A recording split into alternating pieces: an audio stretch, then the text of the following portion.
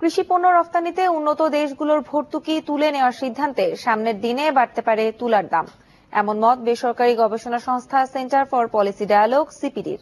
প্যারিসে অনুষ্ঠিত জলবায়ু সম্মেলন ও নাইরোবিতে হয়ে যাওয়া বিশ্ব বাণিজ্য সংস্থার 10ম মন্ত্রী পর্যায়ের সম্মেলনে মূল্যায়ন প্রকাশ অনুষ্ঠানে এমন মত দেয় সংস্থাটি।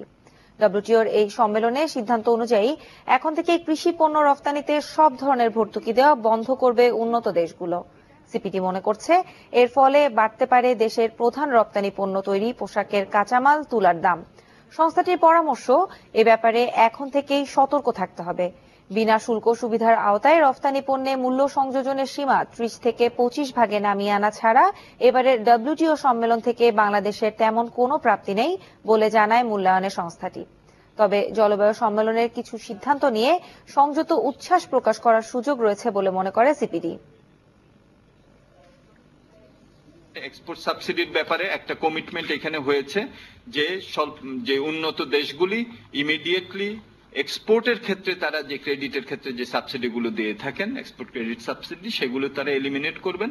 স্বল্পোন্নত দেশগুলিকে 2030 সাল পর্যন্ত এই সময়টা দেওয়া হয়েছে।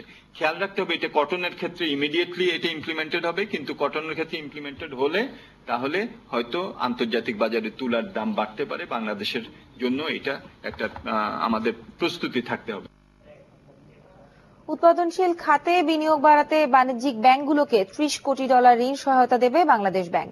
বুধবার বাংলাদেশ ব্যাংক কার্যালয়ে বিশ্ব ব্যাংকের আর্থিক সহায়তায় ফিনান্সিয়াল সেক্টর সাপোর্ট প্রকল্পে